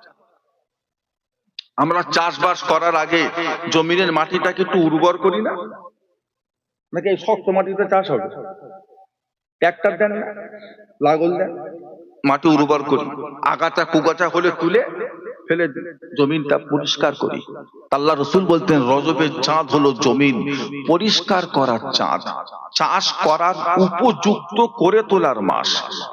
শাবান মাস হলো সেই জমিনে ফসল রোপণ করার চাঁদ। আর রমজান মাসের চাঁদ হলো ফসলগুলো কেটে কেটে বাড়িতে নিয়ে যাওয়ার চাঁদ। তাহলে কেউ যদি রমজান মাসে কিছু নেকি কামাতে চায়, তৈরি হতে চায়, আল্লাহ ওয়ালা হতে চায়, তাকে তৈরি হতে হবে কোন মাস থেকে? ও বাবাজিরা, কোন মাস থেকে? বেনামাজি যদি এই মাসে এক ওয়াক্ত নামাজ পড়া শুরু করে, তাহলে এই 2 মাসের ভিতরে রমজান মাস পড়তে পড়তে আল্লাহর কাছে 5 ওয়াক্ত নামাজি হয়ে যাবে।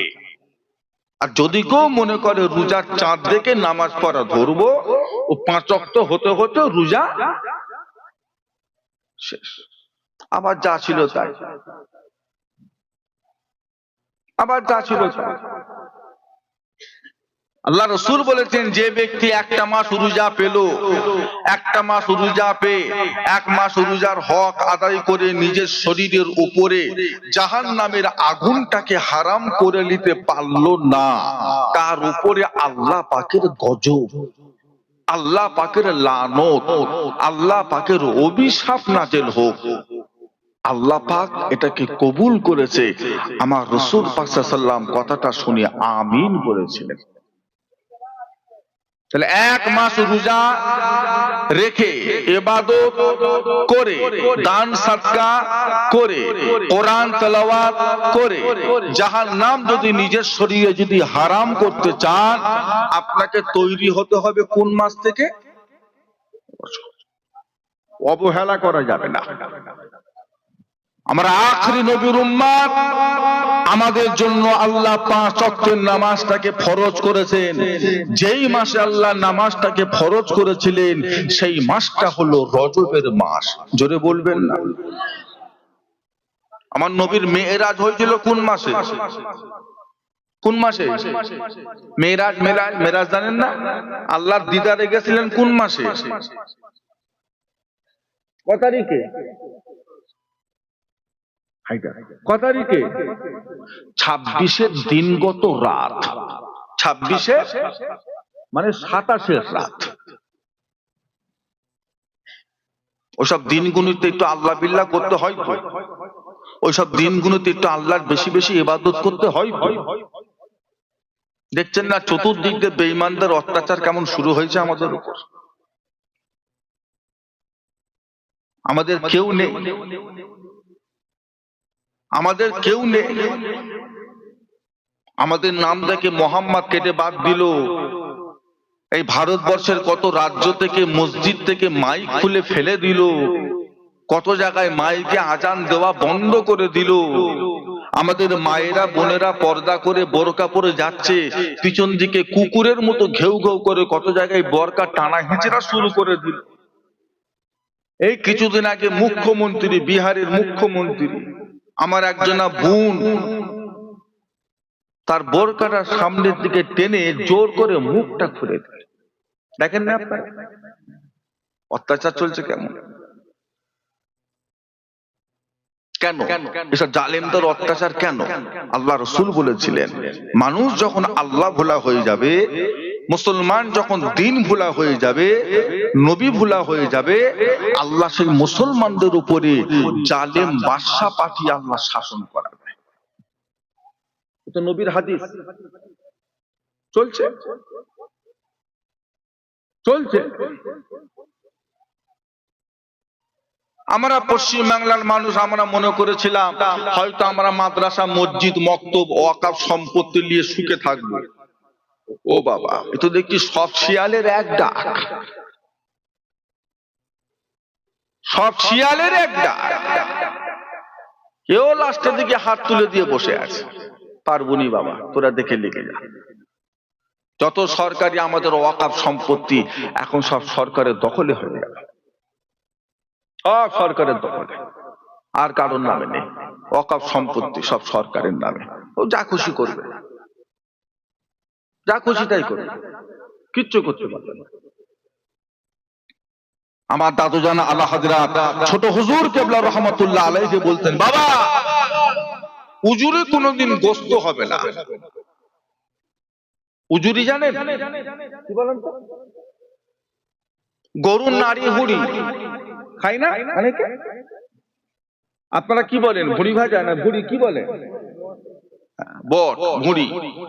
হুজুর কেবলা বলতেন, বাবা ওই উজুরি কখনো গোস্ত হয় না, ওই ভুড়ি কখনো গোস্ত হয় না, আর কাফের কখনো দোস্ত হয় না। কাফের কখনো দোস্ত হবে না। ও দরকারে আপনাকে নেবে, আপনাকে দিয়ে ভোটের প্রচার করাবে, আপনাকে দিয়ে দিয়াল লিখাবে, আপনাকে দিয়ে ফেস্টুন টাঙাবে, আপনাকে দিয়ে মারপিট করাবে, আপনাকে দিয়ে বোম বাঁধাবে, আপনাকে দিয়ে গুন্ডামি করাবে। যে ভোটটা হয়ে যাবে তেজপাতার মতো চেটে চুটে ডাস্টবিনে ফেলে দেবে। যা তুই সরে যা। বাজার থেকে কিনলো, ঘরে ধুয়ে ধায় তরকারিতে দিল, আর তরকারি খুশবু হয়ে গেল, আর পাতে যদি খেতে খেতে তেজপাতা পড়ে, আপনারা কি করেন? চিবিয়ে চিবিয়ে খেয়ে ফেলেন। আমরা হয়ে গেছি ভারতের তেজপাতা, আমাদেরকে নিয়ে সব কাজ করিয়ে নেবে। টেন্ডি বেন্ডি করলে ওই পুলিশ পাঠিয়ে তোমার ঘরে রেড করিয়ে তোমাকে জেলখানায় দিয়ে 5 বছর ঢুকিয়ে রেখে দেবে, তো রস ঠান্ডা করে ফেলবে। এরা কাফের, এই জীবনে আপন হবে না। আপনি মনে করতে পারেন দুটো পথ পেয়ে গেছে তো মনে করেছে আমার বিশাল ব্যাপার, খুব লাফাচ্ছে তরকাচ্ছে। একটু কিছু দাবি করতে যান, কিছু বলতে যান, দেখো কি হয়। ওই পাঁটা রাস্তায় ঘোরে, পাঁটাকে দেখে সবাই নাকে কাপড় দিয়ে সরে যায়, সরে না নাকি? আপনাদের পাঁটার গন্ধ ভাল লাগে?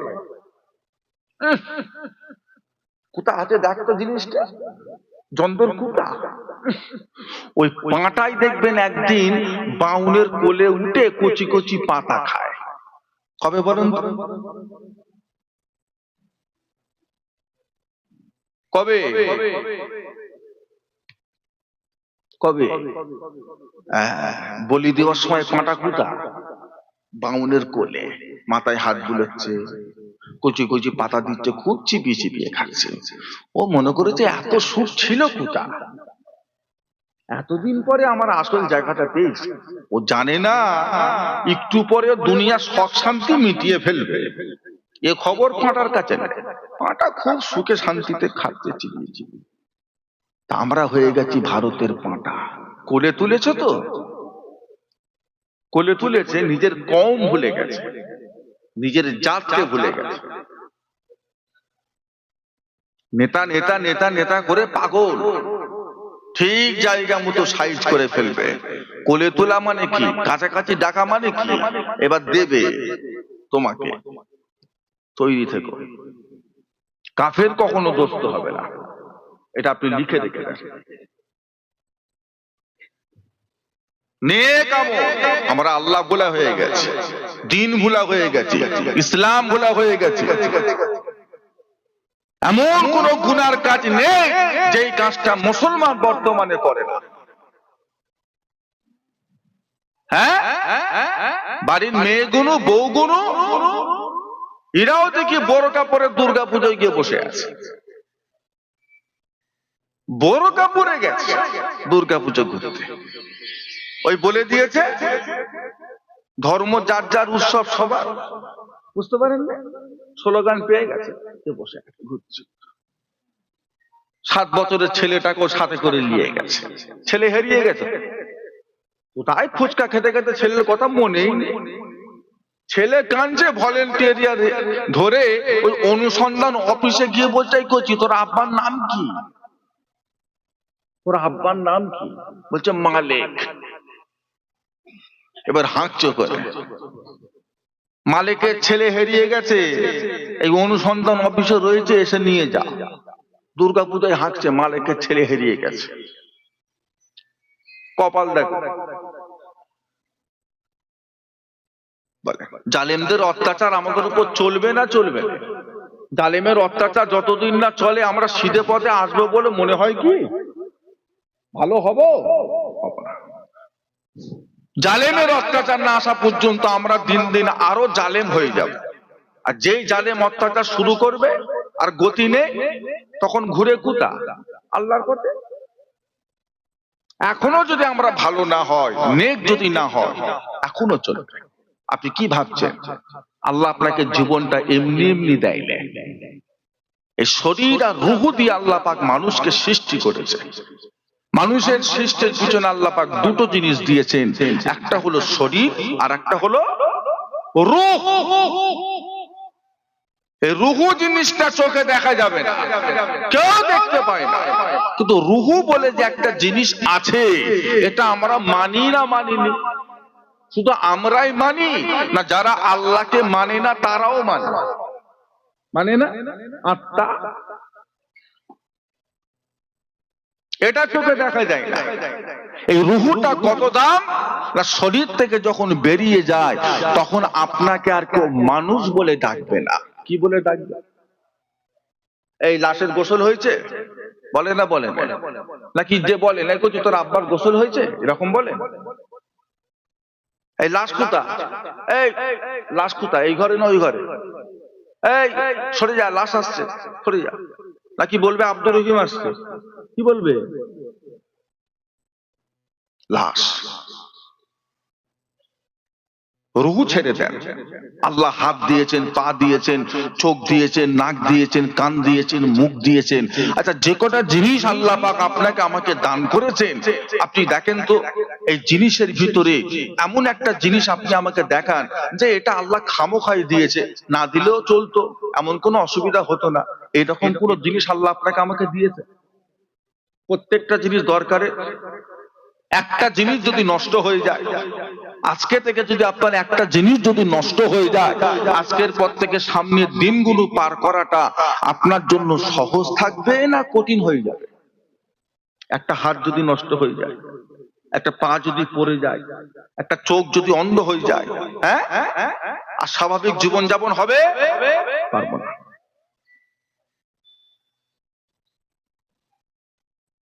অক্সিজেন দিয়েছেন, পানি দিয়েছেন, এগুলো কি আমাদেরকে কিনে কিনে ব্যবহার করতে হয় না ফ্রি? খামোখাই দিয়েছে আল্লাহ, নাকি আল্লাহর একটা উদ্দেশ্য আছে? একটু কথা বলেন, উদ্দেশ্য না খামোখা কেউ দেয়? বলে মরে যাব, মরে যাবে। এবার কবরে গিয়ে 200 বছর, 300 বছর, 400 বছর, 500 বছর আপনাকে আমাকে থাকতে হবে কবরে। ওই জীবনটার দাম আছে? দাম আছে? কবরে গিয়ে সুবহানাল্লাহ, আলহামদুলিল্লাহ, আল্লাহু আকবার, লা ইলাহা ইল্লাল্লাহ, লা হাওলা ওয়ালা কুওয়াতা ইল্লা বিল্লাহ, সারা দিন সারা রাত, সারা দিন সারা রাত 200 বছর পড়েন, আর একটা নেকিও হবে হবে না। সে দরজা বন্ধ, ইয়ার খোলা হবে না। কিন্তু দুনিয়ার বুকে এই সুবহানাল্লাহ, আলহামদুলিল্লাহ যে আমরা যদি পড়ি, এতে আমাদের সওয়াব আছে না নাই? কবরের দাম নেই। আল্লাহ নবী আমার, আপনার নবী, দয়ার নবী বলেন, কিয়ামতের ময়দানে মাহশরে আল্লাহ পাক প্রত্যেকটা বান্দা বান্দিকে আল্লাহ 5টা করে প্রশ্ন করবেন। ওই 5টা প্রশ্নের জবাব আমি আপনি যত সময় না পর্যন্ত দিতে পারবো, তত সময় পর্যন্ত আমি আপনি আল্লাহ পাকের সম্মুখ হইতে এক কদম আগে যেতে পারবো না।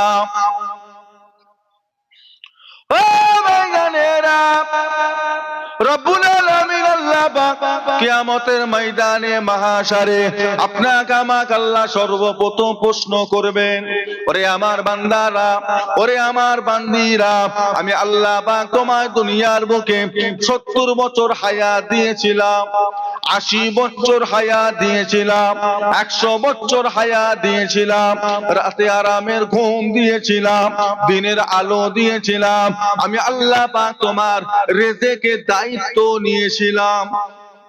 আমি আল্লাহ পাক তোমার যাবতীয় বিপদ আপদ থেকে উদ্ধার করেছিলাম, আমি আল্লাহ পাক তোমাকে সুস্থ রেখেছিলাম, আমি আল্লাহ পাক তোমাকে এত কিছু দিলাম। ওই 70টা বছর তুমি কেমন করে পার করলে, 80টা বছর তুমি কেমন করে কাটালে, 100টা বছর তুমি কেমন করে শেষ করলে, আমি আল্লাহকে তুমি জবাব দাও, আমার কাছে শুনিয়ে যাও। আল্লাহ রসুল বলেন এই প্রশ্নের জবাব আমি যত সময় না পর্যন্ত দিতে পারবো তত সময় পর্যন্ত আমি আপনি আল্লাহ পাকের সম্মুখ হইতে এক কদম আগে যেতে পারবো না। কিছু বলবেন? করা হয় সবাইকে আল্লাহ পাক জিজ্ঞাসা করবে, বলো কিভাবে কাটিয়েছো, 80টা বছর কিভাবে শেষ করলে বলো। জীবন তো গরু ছাগলও কাটা, কুকুর বিড়াল হাঁস মুরগি তারাও জীবন কাটা, আমি আপনিও কাটা। তাদের মধ্যে আমাদের মধ্যে জীবন কাটানোর ভিতরে কম বেশি থাকার কথা না, কথা নয় নাকি একই ব্যাপার? যে কম বেশি হবে না? আপনি মনে করতে পারেন রেজেক আপনার দোকান থেকে আসে, তাই আপনি মাগরিবের নামাজ ছেড়ে দিয়ে দোকান খুলে বসে আছেন। নামাজে গেলে যদি খদ্দের পালায় কামাই কমে যাবে। আপনি মনে করতে পারেন আপনার রেজেক জমি থেকে আসে, তাই আপনি জোহরের নামাজ ছেড়ে দিয়ে জমি নিয়ে পড়ে আছেন। আপনি ভাবেন আপনার রেজেক ওই কাপড় থেকে আসে, ঢাড্ডা কাপড় জরির কাছ থেকে আসে, তাই আপনি নামাজ ছেড়ে দিয়ে জরির কাজ নিয়ে বসে আছেন। নামাজে গেলে 8 ঘন্টা কাজ কমে যাবে। আসলেই কি তাই? আসলেই তাই? আপনি নামাজ ছেড়ে দিয়ে অফিসে বসে আছেন, নামাজে গেলে যদি মাইনে কেটে নেয়। আসলেই তাই? রিজিক কোথা থেকে আসে? দোকান থেকে, জমি থেকে, ব্যবসা থেকে, কোথায় থেকে? কে রিজিকের মালিক? কে? আল্লাহ পাক কোরআন পাকের মধ্যে বললেন ওমা মিন দাআব্বাতিন ফিল আরদি ইল্লা আলাল্লাহি রিজকুহা। ও ভাইজানেরা, আল্লাহ পাক বললেন আসমানের নিচে জমিনের উপরে যত মাখলুক রয়েছে, যত মাখলুকাত রয়েছে, আমি আল্লাহ পাক সমস্ত মাখলুকাতের রিজিকের জিম্মাদার হয়ে গেলাম। জোরে বলুন, একটু মহব্বতে বলুন না। কে রিজিকের মালিক? কে? আল্লাহ। আল্লাহ হলেন রিজিকের মালিক। যে সকল বাপ ভাই আমার সামনে বসে আছেন, দোস্ত বন্ধুরা আছেন, প্রত্যেকের বাড়িতে কম বেশি 2 দিনের, 4 দিনের, 10 দিনের, 1 সপ্তাহ, 15 দিন, 1 মাসের চাল ডাল আলু পেঁয়াজ তরি তরকারি কিনে রাখা আছে না নাই? 1 সপ্তাহ যদি আপনি বাজারে নাও যান, তাতেও আপনার সংসারটা মোটামুটি চলে যাবে না? যাবে না? যাবে। আমারও যাবে, আমাদের সবার যাবে। ও বাবাজি, আপনার গ্রামে এত গাছপালা রয়েছে, এই গাছের মাথায় কত পাখি বাসা করে বসে আছে। আচ্ছা, তাদের বাসায় 2-4 দিনের খাবার তারাও রেখে দিয়েছে তো? মাথা নাড়তে বলছি, হ্যাঁ রেখে দিয়েছে। কি ওর শুনছে আমি বলতে পারবো না। কদিনের আছে বা পুকুরের মাছেরা কদিনের খাবার জোগাড় করে রেখেছে? কথা বলে না। কদিনের? গ্রামের কুকুর ঘুরছে, ছাগল ভেড়া দুম্বা ঘুরছে, এরা কতদিনের খাবার জোগাড় করে রেখেছে? 1 সপ্তাহ, 15 দিন। আপনার পুকুরে কত মাছ, ব্যাঙ, সাপ, কীট পতঙ্গ, পোকা মাকড় কত কিছু ঘুরছে, এরা কতদিনের খাবার জোগাড় করে রেখেছে বলে? এরা কার ভরসায়? আর আমি আপনি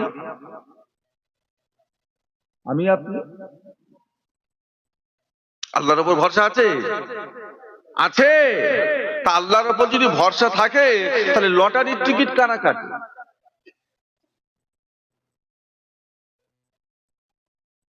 বলে আল্লাহর উপর যদি আপনার ভরসা থাকে, তাহলে সুদের ব্যবসা কারা করে? আল্লাহর উপর যদি আপনার ভরসা থাকে, তাহলে জুয়া কারা খেলে? জুয়া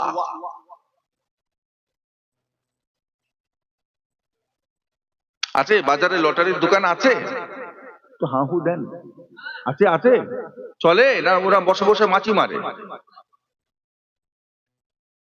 কারা চালাচ্ছে? মুসলমান তো না।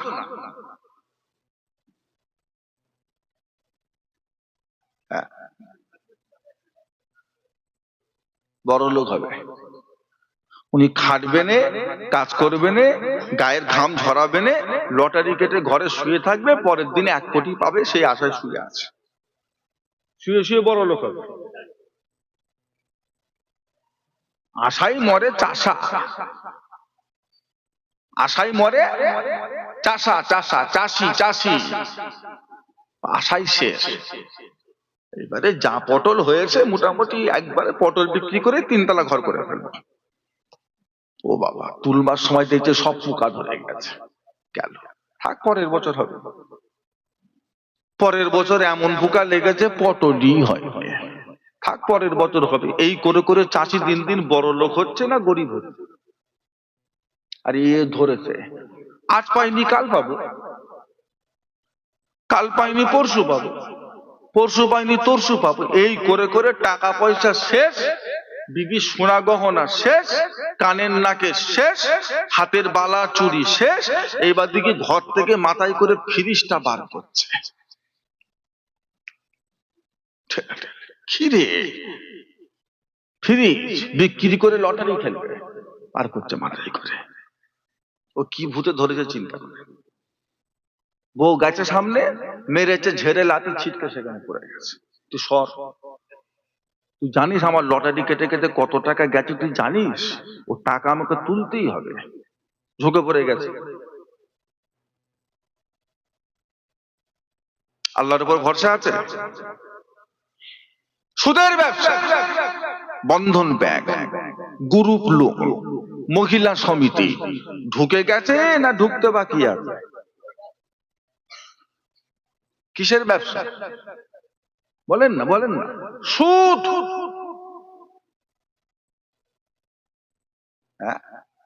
1 টাকা সুদ খাওয়া মানে, আহা, নিজের জনম দুঃখী মায়ের সাথে জেনা করা। বলুন নাউজুবিল্লাহ। কি গুনাহ এটা, কি গুনাহ!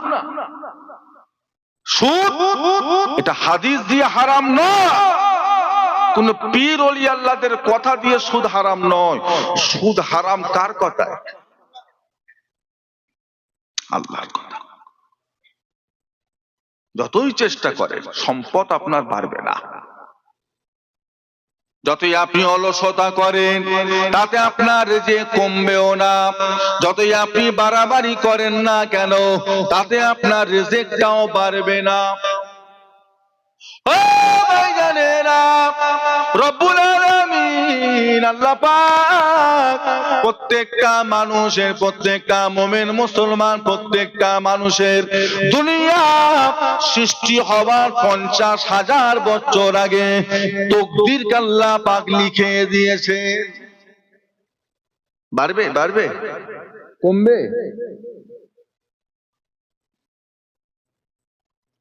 আমার আপনার নবী, দয়ার নবী, নূর নবী, মদিনার মসজিদে নববী শরীফে ফজরের নামাজ পড়ে ওয়াজ করছেন। ও ভাইজানেরা, নবী আমার বলে, বাবা সাহাবারা, গতকাল রাত্রিরে আমি রাসূলুল্লাহ বাড়িতে ঘুমিয়েছিলাম। হঠাৎ আমার ঘুমটা ভেঙে গেল। আমি নবী স্বপ্নের মধ্যে দেখতে পেলাম, স্বপ্নের মধ্যে দেখতে পেয়েছিলাম আল্লাহ পাকের 2 জনা বান্দা আমি নবীকে সাথে সাথে করে নিয়ে একটা নদীর পাড়ে নিয়ে গেলেন। কাছাকাছি গিয়ে দেখলাম নদীর পানিটা রক্তের মতো লাল। ওই নদীর মধ্যখানে একটা মানুষ হাবুডুবু খায়, ডোবে আবার ওঠে। মানুষটা নিজের জানটা বাঁচানোর জন্য মানুষটা পাড়ের কাছাকাছি হয়েছে। আমি রাসূলুল্লাহ দেখতে পেলাম পাড়ে থাকা একটা মানুষ বড় বড় পাথর ছুঁড়ে ছুঁড়ে ওই মানুষটার মুখে মারে।